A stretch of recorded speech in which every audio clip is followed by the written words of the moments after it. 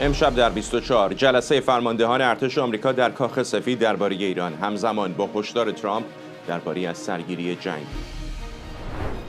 Very simple. Iran cannot have a nuclear weapon. Can't have it. And if they did have it, the Middle East would be gone, Israel would be gone, and then hit Europe probably next. ترامپ میگه دیوانه ها در جمهوری اسلامی خواهان ادامه جنگن و احتمال بقای آتش بس تقریباً 1%. پافشاری تهران برای عدم مذاکره بر سر برنامه هسته‌ای و تحویل اورانیوم غنی شده. واشنگتن میگه پاسخ جمهوری اسلامی غیر قابل باوره. و نشست امنیتی اسرائیل در واکنش به پاسخ جمهوری اسلامی به طرح ترامپ. تهران میگه اسرائیل به دنبال کارشکنی در صلح ایران با آمریکاست. از استودیوی ایران اینترنشنال این 24 است با فرداد فرهزاد. بینندگان ایران اینترنشنال در ایران و سراسر جهان سلام و وقت بخیر. رئیس جمهوری آمریکا امروز در کاخ سفید با تیم امنیت ملی و همینطور شماری از فرماندهان نظامی آمریکا درباره ایران گفتگو میکنه. در این جلسه که در کاخ سفید برگزار میشه، مسیر پیشروی جنگ با جمهوری اسلامی مورد بررسی قرار میگیره. ساعتی پیش هم دونالد ترامپ با تاکید بر وجود اختلاف در داخل جمهوری اسلامی گفت گروهی از مقامات میانه رو خواهان توافقند، اما به گفته او دیوانه ها میخوان جنگ ادامه پیدا کنه. ترامپ هشدار داده احتمال بقای آتش بس تقریباً 1%. او همینطور به فاکس نیوز گفته در حال بررسی تمدید پروژه آزادی، اما اگر این عملیات دوباره از سر گرفته بشه این بار بسیار بزرگتر خواهد بود. همکارم سمیرا قرایی از کاخ سفید همراه ما. سمیرا، آقای ترامپ میگه آتش بس با تنفس مصنوعی زنده است.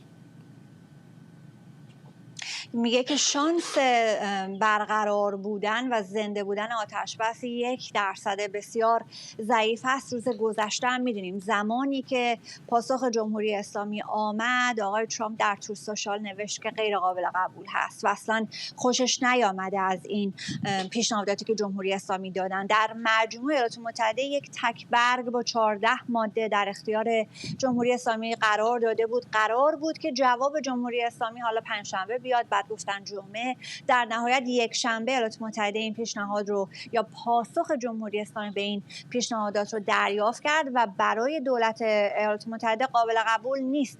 حالا نکته‌ای که آقای ترامپ بهش اشاره میکنه این هست که مدام حرف عوض کردند مقام‌های جمهوری اسلامی. آقای ترامپ میگه که اینها آدم‌های بی‌آبرویی هستند، هر لحظه یه چیزی میگن، سر یک چیزی توافق میکنند و بعد فرداش میان اون رو رد میکنن، حرف دیگری میزنند. آقای ترامپ مدعی هست که جمهوری اسلامی بهشون گفته که فقط شما و چین میتونید که این اورانیومی که در اصفهان مدفون شده رو خارج بکنید. بنا بوده که اینها این اورانیوم رو بیارن بیرون و تحویل ایالات متحده بدن.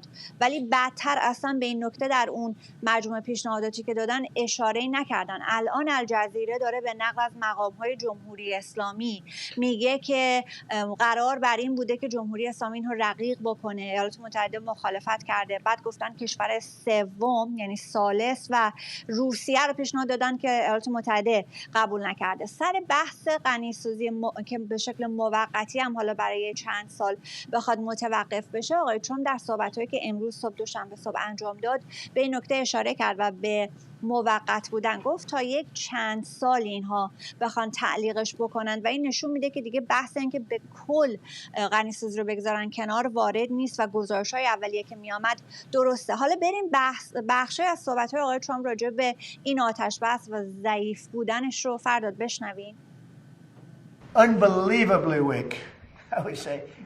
آتش بس به صورت باور نکردنی ضعیفه. این الان ضعیف‌ترینه. بعد این سند آشغالی که واسه ما فرستادن، آتش بس از قبل هم ضعیف‌تره. فقط وقت تلف کردنه. باید بگم در حال حاضر این آتش بس الان بهش سرم وصل کردن در CCU. اینا دکتر هم خوب میدونن. درست میگم دکتر راز؟ آتش بس الان در حال اغماس بهش اکسیژن وصل کردن، 1% شانس بقا. فرداد، این آتش بسی که الان در چنین وضعیتی هست، در حالت اغما هست، این گزینه نظامی رو دوباره انگار که احیا کرده، زنده کرده برای آقای ترامپ. صحبت امروز راجبش زیاد داره میشه و یک جلسه هم، جلسه امنیت ملی ایالات متحده برگزار خواهد شد. حالا یا شده یا قرار هست که این جلسه برگزار بشه. جلسه است که غالبا به شکل عمومی ساعتش اعلام نمیشه. هیئتی که همراه آقای ترامپ خواهد بود، وزیر خارجه، وزیر جنگ، رئیس CIA، وزیر اداره امنیت میهن، همگی اینها هستن. آقای ونس معاون آقای ترامپ به قاعده، یعنی اونطور که همیشه به شکل سنتی بوده، این افراد دور هم جمع میشن. اما آقای ترامپ صبح که اون جلسه صبحش رو با تعدادی از پزشکان برگزار میکرد، گفت همین الان که من اینجا هستم تعدادی ژنرال بلندپایه نظامی منتظر من هستن. به نظر میرسه که قبل از این جلسه امنیت ملی جلسه‌ای هم با فرماندهان نظامی داشته آقای ترامپ و در مجموع راجع به افزایش تنش نظامی امروز زیاد آقای ترامپ توصیه دریافت کرده و صحبت کرده. قبل از اینکه اون نشست با پزشکان رو هم بخواد برگزار بکنه، با فاکس یک صحبتی کرده بود آقای ترامپ و اونجا راجع به اون پروژه آزادی ازش پرسیده بودن. روز جمعه راجع پروژه آزادی گفت پاکستان از من خواسته که این پروژه رو آغاز نکنم. اون هدایت تانکرها و کشتی‌های تجاری که از تنگه هرمز عبور بکنند، این اون پروژه آزادی بود و گفت که اگر هم بخوام از سر بگیرم میشه پروژه آزادی به علاوه چیزهای دیگر. یعنی صرفاً دیگه فقط بحث پروژه آزادی برای آقای ترامپ مطرح نیست. این رو امروز یک مقدار انگار ساخته و پرداخته تر راجبش صحبت کرد و در اختیار رسانه ها قرار داد و از این گفت که این میشه یک جزئی از یک کلیت نظامی که اونجا انجام خواهند داد. همزمان ما داریم میشنویم که یک زیردریایی از کلاس اوهایو هم داره وارد منطقه جبل الطارق میشه. یعنی ترابری های نظامی ایالات متحده همچنان ادامه داره. آتش بس رو میگه ضعیفه ولی تمام نشده. آقای ترامپ آخر این هفته در پکن شی جین پینگ رو دیدار خواهد کرد و اونجا بسیاری از رسانه‌ها، حالا چه اگر طرف جمهوری اسلامی رو نگاه بکنیم، گزارش دارن میدن از یک طرحی که چین داره مطرح میکنه، چه این سمت رو بخوایم نگاه بکنیم، وال استریت ژورنال امروز داره میگه که آقای ترامپ از آقای شی خواهد خواست که یک طرحی، یک ابتکاری ارائه بده برای اینکه یک مصالحه‌ای انجام بشه یا یک آتش‌بسی یا پایان جنگی بخواد با جمهوری اسلامی اعلام بشه. انتظار ما اینه که تا روزهایی که منتهی بشه، 2 روز آینده که آقای ترامپ سفر رو آغاز خواهد کرد، که مجموعه رویدادها همینطور ادامه پیدا بکنه تا ببینیم که ماحصل نشست و دیدار ترامپ شی چه خواهد بود. فرداد. ممنونم از تو. سمیرا قرایی همکارم در داخل کاخ سفید با ما. رئیس جمهوری آمریکا در این حال همینطور با اشاره به جواب ایران به پیشنهادات آمریکا با انتقاد از تأخیر تهران در ارائه پاسخ، گفته واشنگتن 4 روز منتظر دریافت سندی بوده که به گفته او فقط 10 دقیقه زمان برای تهیه‌اش لازم بود. همین 2 روز پیش به ما گفتن که شما باید این مواد غنی شده رو بگیرید. بعد نظرشون عوض شد، برای اینکه تو کاغذ اینو ذکر نکردن، برای اینکه وقتی این سند رو برای ما فرستادن که ما 4 روز منتظرش بودیم، بعد 10 دقیقه برای ما میفرستادن. خیلی ساده، ما اون مواد رو میگیریم، اونا تصمیم میکنن که سلاح هسته‌ای برای مدت بسیار زمانی نخواهند داشت و 1-2 مسئله دیگر، ولی خب هنوز به اونجا نرسیدیم. با ما توافق کردن ولی بعد حرفشون رو پس گرفتن. به ما گفتن که انقدر بدجور تار و مار شده، این خودشون از این لغت استفاده کردن. وقتی میپرسین آیا ترامپ برنامه داره، بله برنامه دارن. برنامه خیلی ساده است. بعد طبعا انعطاف پذیر باشیم، بعد کارهای متفاوتی انجام بدیم در روزهای مختلف، ولی من یک برنامه عالی دارم و برنامه اینه که اونا نمیتونن به سلاح هسته‌ای برسن و در این نامه‌شون اینو ننوشتن. جیسون برادسکی، مدیر سیاستگذاری اتحاد علیه ایران هسته‌ای از نیویورک به ما پیوسته. جیسون، شمار دفعاتی که آقای ترامپ حرف از مذاکره با ایران رو رسیدن به یک توافق احتمالی زد و دوباره ایران پیشنهادی ارائه داد که مورد قبول واشنگتن نبود، از ذهن من دیگه خارج شده. آیا فکر می‌کنی این بار این دیگه پایان نهایی دیپلماسی، یا هنوز ممکنه 1 هفته دیگه دوباره از آقای ترامپ بشنویم که طرف ایرانی میخواد دوباره ملاقات بکنیم، به اسلام آباد خواهیم رفت، یا نامه‌ای در راه، یا قطری‌ها قراره پیامی برسونن، یا این دیگه پایان راه دیپلماتیکه؟ خیلی متشکرم از دعوت شما. فکر نمی کنم این پایان دیپلماسی باشه. فکر می کنم که این باز فصل دیگری است از همون تلاش‌های فریبکارانه و اون رقص و بازی که جمهوری اسلامی با آمریکا پیاده میکنه از زمانی که پرزیدنت ترامپ برای بار دوم رئیس جمهور شد. او خواستهای آمریکا رو مطرح میکنه، به ایرانی‌ها یک مسیر خروجی پیشنهاد میکنه که این خواسته رو برآورده کنن و بعد این تقاضا برآورده نمیشه و اون وقت رئیس جمهور فرمان حمله میده و این چرخه و این پترن و الگو رو ما بارها شاهد بودیم. احتمالش هست که دوباره تکرار بشه.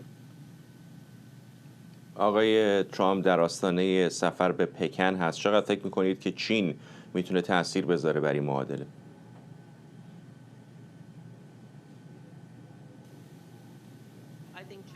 فکر میکنم چین نقش مهمی داره که میتونه ایفا کنه. کمک میکنه چین که رژیم ایران سرپا و شناور باقی بمونه. نفتش رو میخره و این مغایر تحریم های آمریکا هست. بنابراین چین اینجا یک اهرمی در اختیار داره.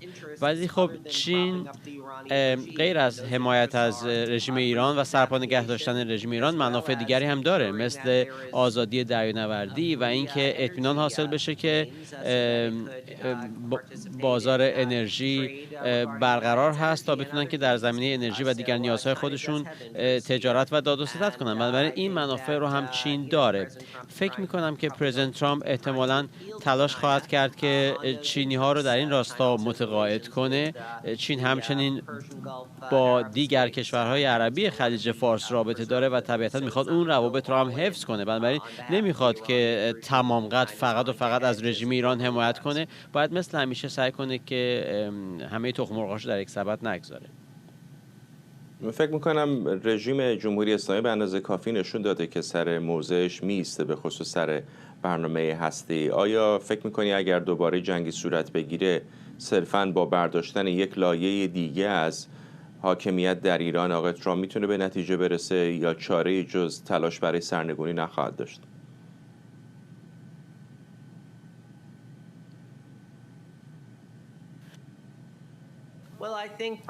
فکر میکنم پرزیدنت ترامپ احتمالش هست و احتمالاً داره در نظر میگیره حذف کردن شمار دیگری از رهبران ایران رو افزون بر حمله به اهداف زیرساختی و اقتصادی رژیم. ولی خب این رقص نظامی و دیپلماتیک، این بازی همچنان ادامه خواهد یافت تا آمریکا به اهدافش برسه. فکر نمی کنم که پرزیدنت ترامپ اینجا پا پس بکشه. این در قاموس اون نیست در مقابله با جمهوری اسلامی و دیر یا زود رژیم جمهوری اسلامی این رو خواهد آموخت که وضعیت اینجوریه. آمریکا و پرزیدنت ترامپ عجله نداره، تحت هیچ فشاری نیست و به دنبال توافقی است که به صورت جامع منافع آمریکا رو برآورده کنه. این چیز شبیه برجام نخواهد بود که پرزیدنت اوباما امضا کرد. پرزیدنت ترامپ میخواد به تهران نشون بده که آماده است که به اهداف خودش برسه و صبرش هم داره. ممنونم از شما. جیسون برادسکی، مدیر سیاستگذاری اتحاد علیه ایران هستی از نیویورک. رد پیشنهادهای تهران توسط دونالد ترامپ با واکنش‌های مقامات جمهوری اسلامی روبرو شده. محمد علی جعفری، فرمانده پیشین سپاه، با تاکید بر بی‌اعتمادی ایران به آمریکا گفته هر گونه مذاکره با آمریکا منوط به تحقق شروطی از جمله پایان جنگ در همه جبهه‌ها، آزادسازی پول‌های بلوکه شده ایران و پرداخت خسارت جنگ. همزمان اسماعیل بقایی، سخنگوی وزارت خارجه ایران، هم گفته تهران فعلاً درباره مسائل هسته‌ای مذاکره نمی‌کنه و اولویت ایران پایان جنگ به ویژه در لبنانه. مصطفی دانشگر، تحلیلگر سیاسی از دیترویت، به ما پیوسته. آقای دانشگر، اینقدر پافشاری بر سر موضوع برنامه هسته‌ای احتمالاً بالاخره باید از یه پشتوانه‌ای در تهران ساطع شده باشه دیگه. چه اتفاقی به نظرتون در ایران افتاده یا چه اهرم‌ها و ابزارهایی در دست دارن که با چنین اعتماد به نفسی در این شرایط جنگی هم حاضر نیستن سر موضوع هسته‌ای امتیازی معنادار به واشنگتن بدن؟ عرض ادب و احترام دارم خدمت شما جناب فرهزاد و بینندگان و شنوندگان ایران اینترنشنال. ببینید، فکر می‌کنم بیش از این که برخواسته از وجود یک پشتوانه مشخص باشه، ناشی از یک توهم و اشتباه محاسباتی است. یعنی تصورشون این است مقامات در جمهوری اسلامی، آنچنان که در لابلای تحلیل‌ها و اظهار نظرها و همین حرفی که آقای جعفری زده، شما اگر اینا شروط مذاکرتون باشه و اینا محقق باشه، اصلا مذاکره دیگه بی‌معناست. مذاکره اساسا داره انجام میشه که این مسائل حل و فصل بشه، از جمله تحریم ها و حالا غرامت و حالا آزاد کردن دارایی بلوکی شده و توقف جنگ در همه جبهه ها و لغو. اما وقتی شما میگید این شرط مذاکره است، یعنی تصورتون از وضعیت کنونی خودتون در این منازعه این است که ما میتونیم شروطی رو بر طرف مقابل تحمیل بکنیم، اینها رو بهش دیکته کنیم به عنوان شروط مذاکره، در عین حال بر سر مسئله اصلی و بنیادین و اساسی که پرونده هسته‌ای هم هست مذاکره نکنیم. این مبتنی بر این توهمه. و بعد حالا اهرم‌هایی که دارن معتقدن 40 روز گذشته آمریکا به اصطلاح خودشون سرش به سنگ خورده، اما از طرف دیگه اهرمی دارن که از منظر خودشون یک گنج به اصطلاح پنهان مانده بوده، اونم تنگه هرمزه. معتقدن ایالات متحده بخواد یا نخواد به خاطر تنگه هرمز ناگزیر است که از مسئله هسته‌ای صرف نظر کنه. این اشتباه محاسباتی است که دارن. غافل از این که ایالات متحده الگوی بستن تنگه رو و مجاب کردن و وادار کردن طرف مقابل به دست برداشتن از راهزنی دریایی یا بستن تنگه رو، آبراه بین المللی رو تجربه کرده. در باب المندب وقتی حوثی‌ها اصرار می‌کردن سال گذشته که این الگو رو پیاده کنن، آمریکا چیکار کرد؟ اینقدر زد، اینقدر لایه برداری کرد، اینقدر زیر ساخت از حوثی‌ها زد تا در نهایت حوثی‌ها مجاب شدن، گفتن آقا شما حملات نظامی متوقف کنید، ما هم عملیات رو در باب المندب متوقف می‌کنیم علیه کشتی‌ها. یعنی ایالات متحده تصورش این است در مقابل جمهوری اسلامی این سرباز زدنش، سرپیچی کردنش از مذاکره جدی و این نحوه از به استقبال جنگ رفتن، اینایی که شما فرمودید شروط آقای جعفری، یعنی به استقبال جنگ میریم، حل مبارز دارن میطلبن، بیایید ما میخوایم بجنگیم. این جنگ طلبی در لفافه است، وگرنه خیلی بیهوده است این حرفا. از اتکاشون. مقصود من این بود که دست خالی به نظر حداقل اونا تصور میکنن دستشون خالی نیست دیگه، احتمالاً شاید تا اندازه به واسطه تنگه هرمز و فکر میکنن جنگ شاید موقعیتشون رو بهتر کنه.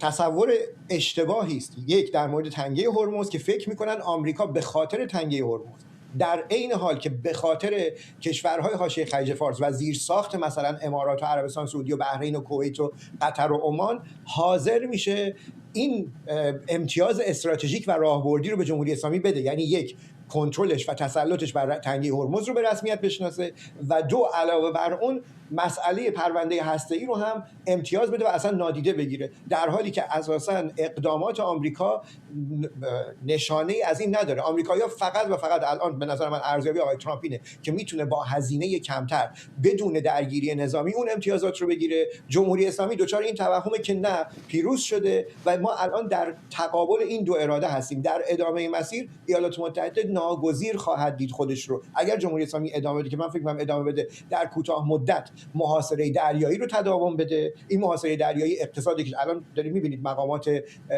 انرژی، مسئول انرژی در ایران دارن اذعان میکنن که این باعث اشکالاتی شده، زمستان سخت در راه، تابستان بسیار دشواری در راه، جیره‌بندی در راه. آقای ترامپ بنابراین عجله‌ای نداره، این اهرم اقتصادی رو در کوتاه مدت داره، در میان مدت و بلند مدت هم بازگشت به درگیری‌ها، هم درگیری‌های شدید شامل لایه برداری از مقامات نظام، هم هدف قرار دادن زیرساخت‌ها رو میتونه در دستور کار قرار بده متاسفانه، ولی مقامات جمهوری اسلامی چون اراده معطوف به بقا دارن خیلی براشون به نظر میرسه که مهم نیست. ولی این موضوع تنگه هرمز در عین سادگی به نظر خیلی پیچیده شده. حتی آقای نتانیاهو در مصاحبه با برنامه 60 Minutes CBS به شکلی ضمنی اشاره کرد، یعنی تایید کرد که به نظر میرسه در پیش از شروع جنگ اونقدر شاید در موردش فکر نکرده بودن، در حین گرمای جنگ بود که متوجه شدن چه ابزار قوی به دست جمهوری اسلامی افتاده. چقدر فکر میکنید این میتونه معادلات رو عوض بکنه؟ چون به هر حال فقط موضوع ایران و آمریکا نیست، چندین کشور به خصوص اونهایی که در سمت غرب تنگه هرمز هستن مثل بحرین، کویت، بخشی از عربستان سعودی، قطر، حتی تا اندازه اماراتی‌ها با توجه به اینکه جمهوری اسلامی منابع اونها رو مثلا در فجایر بمباران کرده بسیار نیازمند هستن به تنگه هرمز. چیزی نیستش که فقط ایران و آمریکا بتونن سرش معامله بکنن به راحتی. ببین من تصور میکنم جمهوری اسلامی یک اشتباه راهبردی انجام داد، اونم منطقه‌ای کردن جنگ بود که یک بخشیش مسئله تنگه هرمز بود، بخش دیگریش همین حملاتی که به کشورهای جنوب خلیج فارس، جنوبی خلیج فارس انجام شد.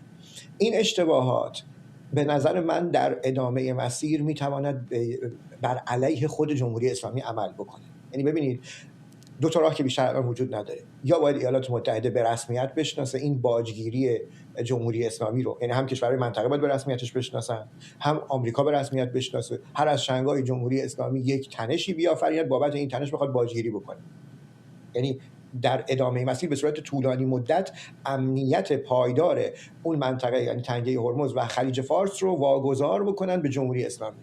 یا اینکه اینجاست که میشه پاشنه آشیل خود جمهوری اسلامی. آقای ترامپ هم بارها بهش اشاره کرده و الان به نظرم دیگه چاره‌ای نیست، باید رژیم رو در تهران تغییر بدن، با رژیمی جایگزین بکنن که اساساً این چنین سوداهایی، این چنین تخیلاتی و توهماتی نداره، یک بازیگر کامل در نظم آمریکایی، در نظم غربی در تهران مستقر بشه، نظام سیاسی و رژیم سیاسی که کاملا هم با خواسته های بخش مهمی از جامعه ایران هماهنگه و از جنس دولت ملت سازی هم نیست، مثل عراق، مثل کشورهای عربی. یک جامعه است که بسیار غربگراست، بخش مهمیش، بخشش هم اصلا علاوه بر اینکه پرو امریکنه پرو اسرائیل هم هست، نشون داده در بخشی از، نمیگم همش. بنابراین برای حل و فصل این مشکل به صورت بنیادی و اساسی راه حل چیه؟ شما نظام سیاسی رو در تهران کنار بزنید، ولو اینکه هزینه داشته باشه، ولی به صورت پایدار و دراز مدت عملاً تضمین می‌کنید این مسئله امنیت این آبراه بین‌المللی، امنیت کشورهای متحد ایالات متحده، در این حال امنیت اسرائیل، یعنی با یک تیر سه نشان می‌زنید. این طبیعتا اون نتیجه ایدئالی است برای بسیاری از ایرانیانی که به واسطه همین امید به تغییر رژیم حامی این جنگ بودن. آقای دانشگر، در این دقایق گذشته محمد باقر قالیباف پستی رو در شبکه اکس منتشر کرده و اینطوری نوشته، میخوام نظرتون رو بپرسم. میگه نیروهای مسلح ما آماده پاسخگویی درس‌آموز به هر تجاوزی هستند. استراتژی اشتباه و تصمیم‌های اشتباه همیشه نتیجه اشتباه خواهد داشت. همه دنیا قبلا این را فهمیدند. ما برای همه گزینه‌ها آماده هستیم. شگفت زده خواهد شد. چطور ترجمهش میکنید؟ ترجمهش این است که آقای قالیباف بعد از اینکه آمریکایی‌ها او رو انتخاب کرده بودند یا از او اسم برده بودند به عنوان شخصی که قابل مذاکره است، به تعبیر آقای روبیو اون بخش بقا طلب به اصطلاح عملگرای جمهوری اسلامی یا تندروی بقا طلب در جمهوری اسلامی به تعبیر آقای روبیو، حالا آقای و فشارها بر آقای قالیباف بالا گرفت. حتی به نظرم این اختفای او، مخفی شدن او که دیگه یا پیام کتبی میده یا پیام صوتی میده، بخشیش هم به نظر میرسه که نگرانی از جان خودش در میان خودی‌ها به هر حال شعار علیه او داده شد، او رو تهدید کردن. حالا به این جمع‌بندی رسیده که در این ترکیب هیئت حاکمه در جمهوری اسلامی با این ترکیب فعلی که سید مجید موسوی و وحیدی و ذوالقدر و اینا دست بالا رو دارن، آخرالزمانی‌ها به تعبیر آقای روبیو باز دوباره تندروهای آخرالزمانی دست بالا رو دارن، چاره‌ای نداره جز اینکه همدلی کنه، هماوایی کنه و ظرفیت چرخش‌های راهبردی که مد نظر آمریکاست وجود نداره. آقای قالیباف فکر میکرد یا حتی بخشی از نظام به نظر من ابتدا فکر میکردن که میتونن قالیباف رو جلو بیاندازن و قالیباف بره اونجا و زمان بخره. به نظرم آقای ترامپ آقای ونس رو وقتی در مذاکرات اول اسلام آباد فرستاد، آقای ونس بر اساس ارزیابی تیم آمریکایی به این جنبندی رسید که جمهوری اسلامی از قالیباف به عنوان یک چهره برای خرید زمان استفاده میکنه. اظهارات روبیو اینو تایید کرد و الان قالیباف به اصطلاح بعد از اینکه اون بازی رو خونده، آقای ترامپ و آمریکایی‌ها خوندن، برگشته به تنظیمات کارخانه. اون نقش اولیه‌ای که داشت هم به اصطلاح خودش رو نجات بده، هم آینده سیاسیش رو در ترکیب سیاسی فعلی جمهوری اسلامی تضمین بکنه و هم این که به اصطلاح پیغام و سیگنال انسجام درون بلوک قدرت جمهوری اسلامی با آمریکایی‌ها مخابره بشه، به این امید که مثلا آمریکایی‌ها یک عقب نشینی داشته باشن. ممنونم از شما. مصطفی دانشگر، تحلیلگر سیاسی از دیترویت. تام کاتن، سناتور سرشناس جمهوریخواه آمریکا، ساعتی پیش گفت در حال حاضر کشورهای عربی دیگه از واشنگتن برای صلح التماس نمی‌کنن، بلکه از آمریکا اطلاعات می‌خوان تا بتونن در مقابله با جمهوری اسلامی در کنار ایالات متحده بایستند و به ائتلاف نظامی ملحق بشن. در همین حال سناتور لینزی گرام گفته آمریکا باید حضور و فشارش رو در خلیج فارس بیشتر کنه، چون به گفته او حملات جمهوری اسلامی به کشتی‌ها و متحدان واشنگتن ادامه داره. مرضیه حسینی خبرنگارمون از کنگره آمریکا با ماست. مرضیه، این حرفی که آقای کاتن میزنه رو اتفاقا در همین مصاحبه که پیشتر بهش اشاره کردم نخست وزیر اسرائیل هم به CBS زده که باورتون نمیشه چه کشورهای عربی خواهان همکاری هستند برای مقابله با جمهوری اسلامی. چه اتفاقی پشت کریدورهای کنگره داره میفته، پشت چانه زنی‌های سیاسی بین پایتخت‌های عربی و واشنگتن؟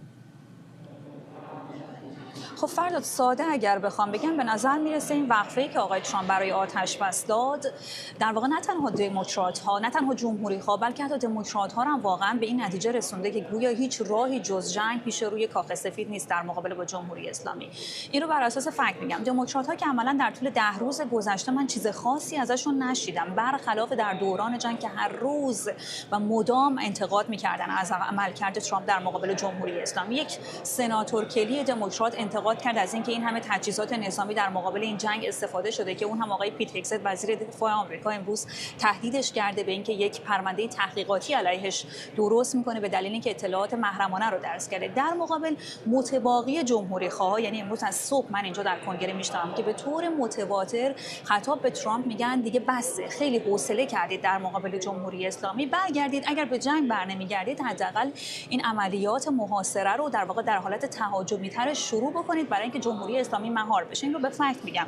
مثلا کانگرسمن بامگارتنر هست، کانگرسمن برایان مست هست، کانگرسمن فالن هست، سناتور ویکر، سناتور گراهام و سناتور تام کاتن برخی از این افرادی هستند که از صبح امروز عملا مذاکره رو یک راه سوخته میدونن با جمهوری اسلامی. حرف سناتور کاتن بسیار مهم هست به خاطر اینکه این فرد رئیس کمیته اطلاعات مجلس سنای آمریکا هست که میگه بر اساس اطلاعات ما کشورهای عرب منطقه دیگه دنبال سوراخ موش نمیدونن بعد از حملات جمهوری اسلامی. اونها میان از آمریکا درخواست اطلاعات میکنن که این حملات رو پاسخ نظامی بدن. آقای تام کاتن میگه که مثل قبل نیست که اگر حمله صورت بگیره این کشورها برن به سازمان ملل پناه ببرن، اینها میان به ائتلاف متحده آمریکا میپیوندند و این خاورمیانه دیگه جمهوری اسلامی رو تحمل نخواهد کرد. چیزی که به نظر میرسه صحبت‌های تام کاتن میگه همون حرفی است که سناتور لینزی گرام هم بهش تاکید میکنه. سناتور لینزی گرام از صحبت میکنه از عملیات آزادی پلاس. واقعا کودخوانی از صحبت‌های آقای گراهام چندان ساده نیست، اما ما میدونیم هر بار که از کلمه پلاس استفاده کرده منظورش رویکرد تهاجمی تر داره و حالا هم به نظر میرسه این خواسته کلی و متحدی هست که اینجا در کنگره آمریکا شکل گرفته و سناتورهای عمدتاً جمهوری‌خواه دارن تلاش میکنن ترامپ رو متقاعد بکنن به یک روندی در تنگه هرمز که اگر به جنگ مطلق منجر نمیشه حداقل این وضعیت آتش بس رو و این حالت منفعلی که آمریکا درش قرار داره رو هم از اون خارج بکنه. نکته دیگری که من امروز اینجا در کنگره شنیدم از کانگرسمن فالون هست. حرفی که زد گفت ببینید الان وضعیتی که در مورد چاهای نفت جمهوری اسلامی داره پیش میاد بسیار گویای شرایط هست. این چاه‌ها دارن از بین میرن، به شدت دارن آسیب میبینن و جمهوری اسلامی هیچ اهمیتی نمیده. نه تنها به چاه‌ها اهمیت نمیده، حتی کل کشور هم بسوزه باز هم براش مهم نیست و این سپاهی که ما میشناسیم حاضر بر ویرانه‌ها حکومت بکنه اما این حکومت خودش رو از دست نده. این از صحبت‌ها و واکنش‌هایی که اینجا در کنگره هست. از طرف دیگه اقدامی هم که داره اینجا شکل میگیره و بسیار مهم و هوشمندانه هست و گویا توسط خود آقای ترامپ در ابتکار عملش به دست گرفته شده، این هست که دارن قانونگذاران آمریکا یک لایحه رو به تصویب میبرن که اگر تصویب بشه چون نیاز به 7 رأی دموکرات داره باعث میشه که مالیات بر بنزین آمریکایی‌ها به طور موقت رفع بشه. تأثیر چندانی نخواهد داشت اما احتمالاً شاید حدود $1 قیمت بنزین رو در آمریکا کاهش بده. این اقدام هوشمندانه که خود ترامپ به شدت ازش استقبال کرده باعث میشه که حداقل اینها بتونن تلاشی کرده باشن که انتخابات میان دوره‌ای رو به دلیل بستن تنگه هرمز توسط جمهوری اسلامی از دست ندن. ممنونم از تو. مرضیه حسینی خبرنگارمون در کنگره.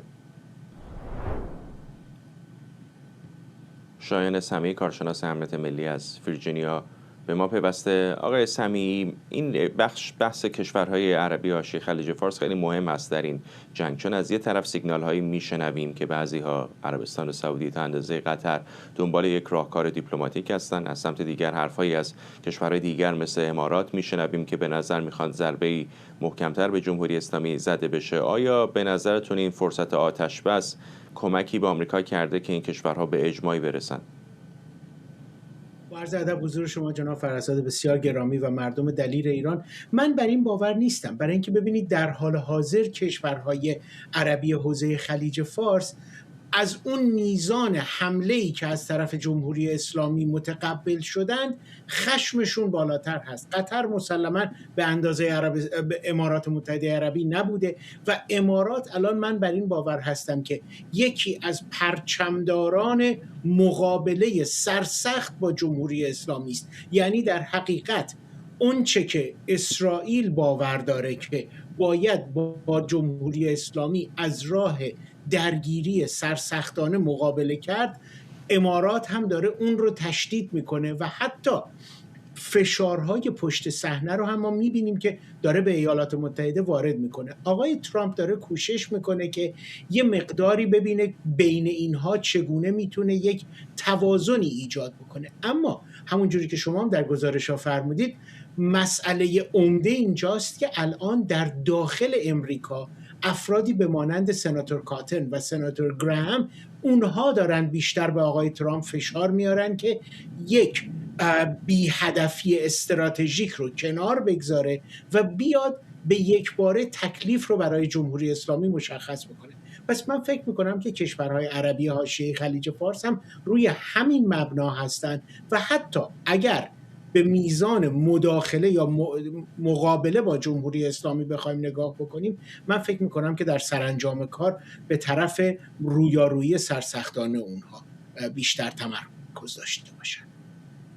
اگر برگردیم به داخل آمریکا، وضعیت زمانی خیلی به نظر نمیرسه که به نفع آقای ترامپ باشه، با توجه به اینکه انتخابات میان دوره‌ای در نوامبر نزدیک است. معمولا هم خب حزب حاکم خیلی خوششانس نیست در انتخابات میان دوره‌ای. الان با این افزایش قیمت انرژی و سرنوشت نامعلوم این جنگ، وضعیت دشوارتر هم شده. چقدر فکر میکنید که این باعث خواهد شد که حمایت نسبی رو که آقای ترامپ در کنگره به واسطه جمهوری خواهان الان در دست داره ممکنه متزلزل بشه و پنجره این فرصت برای یک راهکار معنادار در مقابل جمهوری اسلامی برای آقای ترامپ هر لحظه داره بسته تر میشه؟ این امکانش بسیار بالاست، برای اینکه ببینید بر کسی پوشیده نیست که انتخابات میان دوره‌ای امریکا تقریبا میشه گفت از اوایل ماه سپتامبر در حقیقت به درجه اعلای خودش میرسه و همه مردم تمرکزشون رو میگذارن روی انتخابات. در تا اون موقعیت هست که ولی حداقل چون ماه آگوست هم یک ماهی کنگره به تعطیلات میره، آقای ترامپ در حقیقت تا آخر ماه جولای فرصت داره که بتونه اون اقدام متناسب با رفتار جمهوری اسلامی رو رقم بزنه. بعد از اون تا از زمانی که درگیر انتخابات بشن، به نظر من فرموله کردن یک گفتمان برای پیروی از روند فعلی براشون خیلی سخت خواهد شد.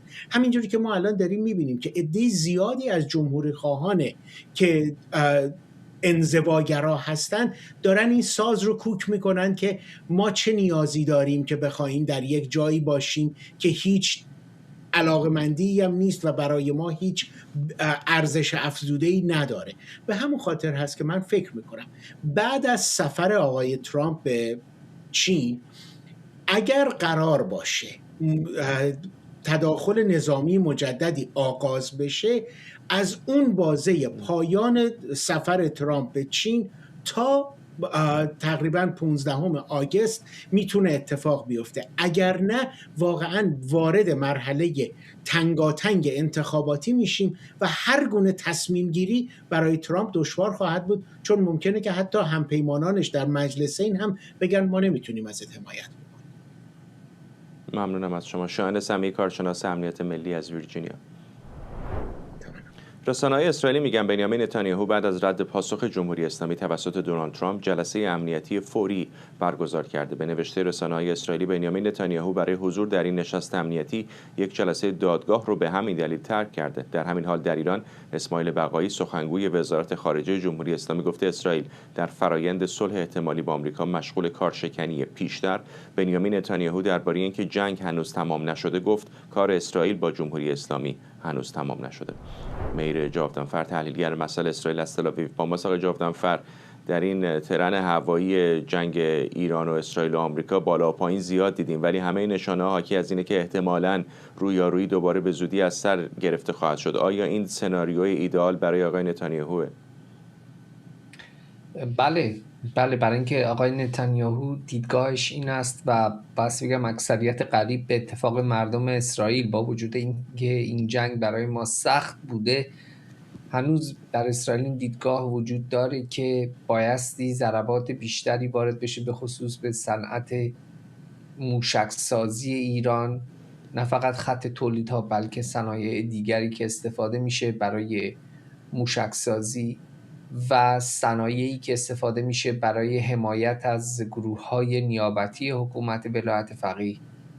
و در اسرائیل واقعا خوشبین نیستن به یک توافق بین آقای ترامپ و حکومت تهران، چون ما قبلا دیدیم که هر دفعه یک توافقی شد و یا ایران وارد یک آتش‌بسی شد، از اون آتش‌بس استفاده کرد برای انبار کردن و ساختن تجهیزات جدید برای حمله به اسرائیل.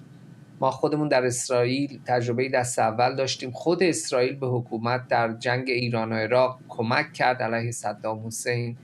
بعد از جنگ صدام، بعد از اینکه جنگ تموم شد، به جای اینکه از اون مدت صلح استفاده بکنه برای بازسازی ایران، شروع کرد دوباره بازسازی نیروهای مسلح و اعلام جنگ نیابتی با اسرائیل و انتقال اسلحه به گروه‌های نیابتیش در منطقه.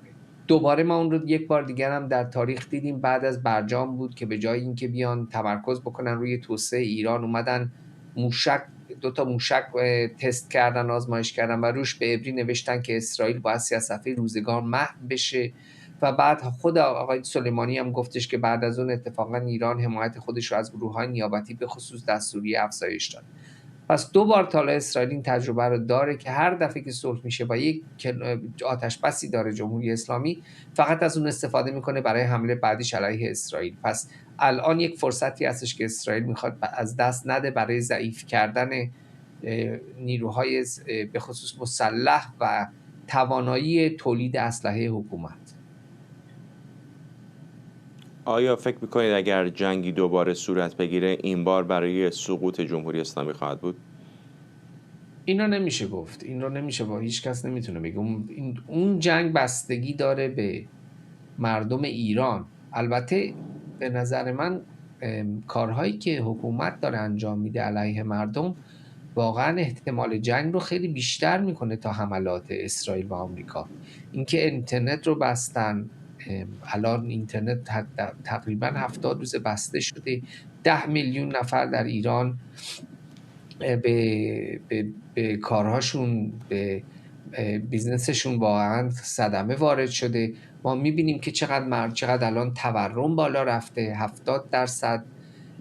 ببخشید، الان ما میبینیم که مثلا 70% درآمد مردم فقط خرج خوراک میشه بر اساس البته کسانی که درآمدشون کم هستش، و چقدر اجاره ها با قیمت مسکن در ایران کمرشکن شده و حکومت اصلا هیچ به نظر نمیاد که کاری بخواد بکنه که بخواد این مسائل رو بهش برسه. اصلا واقعا به نظر میاد که حکومت الان براش معیشت مردم مهم نیستش، جنگ با آمریکا مهمتر هستش، روبرویی با اسرائیل براش مهم هستش. و الان این واقعا داره این آتش زیر خاکستر رو خود حکومت داره به وجود میاره با سیاست‌های مخربش که واقعا جو اقتصادی و زندگی معیشتی مردم رو غیر ممکن کرده. هر وقت مردم ایران تصمیم بگیرن که حکومت رو براندازی بکنن، بستگی به اونها داره. برای اسرائیل در حال حاضر اگر بتونه کمک بکنه میکنه، ولی در حال حاضر اسرائیل اولویتش از بین بردن یا به شدت ضعیف کردن نیروهای مسلح حکومت هستش و قسمت‌هایی از اقتصاد که به نیروهای مسلح کمک میکنن. حالا اگه مردم قیام کردن در آینده، به نظر من اسرائیل کمک خواهد کرد، البته از راه‌های غیر مستقیم یا غیر مستقیم مانند حمله کردن به نیروگاه‌های بسیج. ممنونم. مهر جاودانفر، تحلیلگر مسائل اسرائیل از تل‌آویو. کایا کالاس، مسئول سیاست خارجی اتحادیه اروپا، گفته اگر مذاکره با جمهوری اسلامی دوباره آغاز بشه، اروپا آماده است تجربه چند دهه گفتگوهای هسته‌ای با تهران رو به اشتراک بگذاره. در تهران اما جمهوری اسلامی به کشورهای اروپایی هشدار داده ناو جنگی به تنگه هرمز نفرستن. همزمان بحران هرمز و جنگ ایران به یکی از محورهای اصلی نشست وزیران خارجه اتحادیه اروپا در بروکسل تبدیل شده. علی حسنپور، خبرنگارمون از برلین با ماست. علی، به نظر میرسه که تا اندازه زیادی اروپایی ها کنار گذاشته شده بودند در جریان مذاکرات و طبیعتا در خود جریان جنگ، ولی خواسته یا ناخواسته پای اونها یه جورایی گره خورده به وضعیت، به خصوص در تنگه هرمز به خاطر میزان انرژی که در اروپا از این تنگه به اونها میرسه. دقیقا همینطوره فرداد، اما اینو باید گفت اتحادیه اروپا فعلا تاکید میکنه که همچنان از مسیر دیپلماتیک حمایت میکنه، اما خب مجموعه تحولات و مواضعی که مثلا امروز در نشست وزیران خارجه اتحادیه اروپا در بروکسل مطرح شد نشون میده که اتحادیه اروپا همزمان در حال آماده سازی گزینه‌های امنیتی و دریایی خودش هم هست، به ویژه در ارتباط با تنگه هرمز و مسیر در واقع امنیت کشتیرانی در خلیج فارس. کایا کالاس، مسئول سیاست خارجی اتحادیه اروپا، پیش از نشست امروز گفتش که وزیران خارجه در خصوص احتمال بازنگری در مأموریت عملیات دریایی در دریای سرخ گفتگو میکنن، از جمله احتمال گسترش این مأموریت به خلیج فارس صحبت کرد و گفتش که اتحادیه اروپا در حال بررسی این موضوع هست که آیا آمادگی برای تغییر طرح‌های در واقع عملیاتی وجود داره تا اروپا بتونه در عملیات مین‌روبی مثلا و همچنین اسکورت کشتی‌ها در خلیج فارس و تنگه هرمز مشارکت کنه یا خیر. اما خب همزمان موضع اروپا نسبت به جمهوری اسلامی میشه گفت لحنش یکم سخت‌تر شده، سنگین‌تر شده. کایا کالاس گفتش که نگرانی‌های اتحادیه اروپا فقط به برنامه هسته‌ای ایران محدود نمیشه، بلکه موضوعاتی مثل گروه‌های نیابتی جمهوری اسلامی، برنامه موشکی جمهوری اسلامی و همچنین فعالیت‌های سایبری و هیبریدی اونها در اروپا هم حالا دیگه بخشی از نگرانی‌های بروکسل شده. در پایان نشست امروز هم کالاس اعلام کرد که وزیران خارجه اتحادیه اروپا درباره تقویت مشارکت‌های راهبردی با کشورهای منطقه، به ویژه 6 کشور عضو شورای همکاری خلیج فارس توافق نظر داشتن و قرار هستش که خب همکاری‌های امنیتی و دفاعی اتحادیه اروپا با این کشورها گسترش پیدا بکنه. همزمان اتحادیه اروپا در حال بررسی تحریم‌های جدید علیه جمهوری اسلامی هم هست. باید این رو گفته میشه مثلا گفتگوهایی برای گسترش دامنه تحریم ها ادامه داره و حالا علاوه بر پرونده هایی مثلا مثل موشکی، موضوع تنگه هرمز و تهدیدات امنیتی در این آبراه هم وارد بحث های تحریمی احتمالی شده. خب این تحولات داره در حالی رخ میده که میدونیم فردا بریتانیا و فرانسه میزبان نشست مجازی بیش از 40 کشور درباره امنیت دریایی و تنگه هرمز خواهند بود. وزارت دفاع بریتانیا گفته که در این نشست در خصوص طرح‌های نظامی برای حفاظت از کشتیرانی در منطقه گفتگو میکنه. بنابراین اروپا هنوز رسما تاکید میکنه که به دنبال ورود مستقیم به جنگ نیست، اما خب راه حل دیپلماتیکو میگه در واقع ترجیح میده. اما اگه همزمان از صحبت‌های امروز و در واقع نشست امروز در بروکسل هم نگاه بکنیم، میبینیم که اتحادیه اروپا خودش رو داره همزمان برای سناریوهای امنیتی گسترده‌تر در حوزه خلیج فارس و به ویژه در تنگه هرمز آماده میکنه. ممنونم از تو علی حسنپور، خبرنگارمون از برلین با ما. و در این دقایق پایانی برنامه فرصت کوتاهی داریم که یک بار دیگه آنچه رو که محمد باقر قالیباف رئیس مجلس شورای اسلامی در شبکه اجتماعی اکسش دقایق پیش، نزدیک 40 دقیقه پیش منتشر کرد، دوباره براتون بخونم که به نظر میرسه اولین واکنش رسمی ایران باشه به واکنش آقای ترامپ به پاسخ تهران که گفته بود اون رو غیر قابل قبول میدونه. آقای غالیباف گفته نیروهای مسلح ما آماده پاسخگویی درس‌آموز به هر تجاوزی هستند و اضافه کرده استراتژی اشتباه و تصمیم‌های اشتباه همیشه نتیجه اشتباه خواهد داشت. همه دنیا قبلا این رو فهمیدن، ما برای همه گزینه‌ها آماده هستیم و در آخر گفته که شگفت زده خواهید شد. به این ترتیب میرسیم به پایان برنامه 24 امشب. ممنون از همراهیتون. برنامه رو کمی دیرتر میتونید دوباره در یوتیوب ایران اینترنشنال هم ببینید.